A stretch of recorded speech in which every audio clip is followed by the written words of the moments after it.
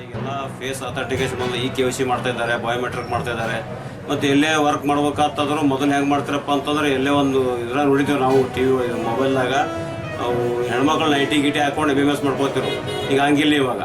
ಈಗ ಏನೇ ಮಾಡಿದ್ರು ಅವ್ರ ಫೇಸ್ KYC ಮುಖಾಂತರ ಮತ್ತು ಬಯೋಮೆಟ್ರಿಕ್ ಮುಖಾಂತರ ದುಡ್ಡು ಹೋಗ್ತದೆ. ಈಗ ಒಳ್ಳೆಯ ಫಲಾನುಭವಿಗಳು ಯಾರು ಕೆಲಸ ಮಾಡ್ತಾರೆ ಅವರಿಗೆ ದುಡ್ಡು ಹೋಗ್ತದೆ.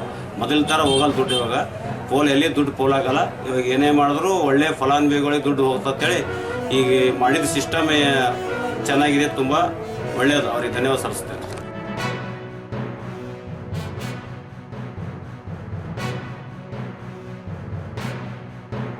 ನಮಗೆ ಗೊತ್ತಾಗ್ತಿದ್ದಿಲ್ಲ. ಇವತ್ತಿನ ದಿನ ಏನಪ್ಪ ಅಂತ ಕೇಳಿದರೆ ನಮಗೆ ಪ್ರತಿ ಸೋಮವಾರಕ್ಕೊಮ್ಮೆ ನಾವು ಪಗಾರ ತೊಗೋಬೋದು, ಕೂಲಿ ಕಾರ್ಮಿಕರ ಭತ್ಯೆ ತೊಗೋಬೋದು, ಮತ್ತು ನಾವು ಮಾಡಿರ್ತಕ್ಕಂಥ ದುಡಿಮೆ ಎಷ್ಟು ಜಮಾ ಆಯಿತು, ಎಷ್ಟು ನಾವು ದುಡಿದೀವಿ ಅನ್ನೋದ್ರ ಬಗ್ಗೆನೂ ನಮಗೆ ತಿಳಿಲಿಕ್ಕತ್ತ. ಅದಕ್ಕೆ VV ರಾಮ್ಜಿ ಅವರ ಈ ಬಿಲ್ ಏನದಲ್ಲ, ಈ ಸೆಕ್ಷನ್ ಭಾಳ ಯೋಗ್ಯವಾಗಿ ನಮ್ಮ ಜನರಿಗೆ ಮುಟ್ಲಕತ್ತ ಅನ್ನುವಂಥ ಮಾತನ್ನು ಹೇಳ್ತೀನಿ. ನಾನು ಒಬ್ಬ ಫಲಾನುಭವಿಯಾಗಿ ನನಗಿದು ಬಹಳ ಸಂತೋಷ ತಂದು ಕೊಡ್ತು ಅನ್ನುವಂಥ ಮಾತು.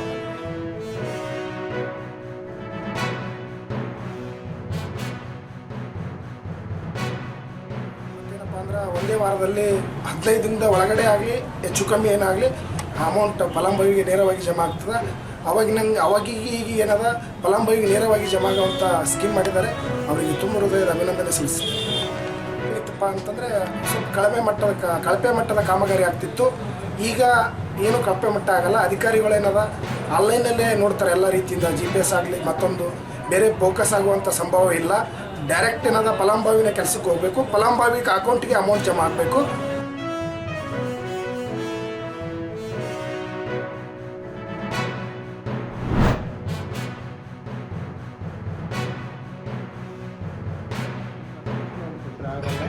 ನಾವು ಅಕ್ಷರಸ್ಥರು ಅಂತ ಅಂದರೆ ಅಕ್ಷರಸ್ಥರು ಅಂದ್ಬಿಟ್ರೆ ಏನೂ ಆಗಲ್ಲ.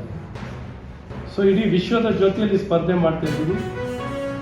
ಪ್ರತಿಯೊಬ್ಬಂದು ನ್ಯಾಯ ಕೊಡಬೇಕು, ಬಡವನಿಗೆ ಅಥವಾ ಬಲಿಗಾರನ ಅಂತ ವ್ಯತ್ಯಾಸವಿಲ್ಲದೆ ಸಮಾನತೆ ಕೊಡಬೇಕು ಅನ್ನುವಂಥ ವಿಚಾರದಲ್ಲಿ ಇವತ್ತೇನು ಸರ್ಕಾರ ಪ್ರಯತ್ನ ಮಾಡ್ತಿದೆ, ಆ ಪ್ರಯತ್ನಕ್ಕಿಂತ ಯಶಸ್ವಿ ಆಗಬೇಕು.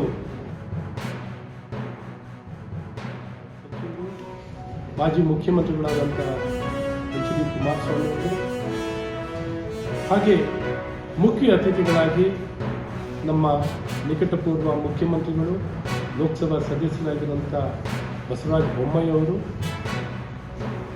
ಇದರ ಸಂಸ್ಥೆಯ ಅಧ್ಯಕ್ಷರಾಗಿರುವಂಥದ್ದು ನಮ್ಮ ಸನ್ಮಾನ್ಯ ಕೃಷ್ಣೇಗೌಡರು, ಪ್ರೊಫೆಸರ್ ಕೃಷ್ಣೇಗೌಡರು, ಇನ್ನಿತರ ಎಲ್ಲ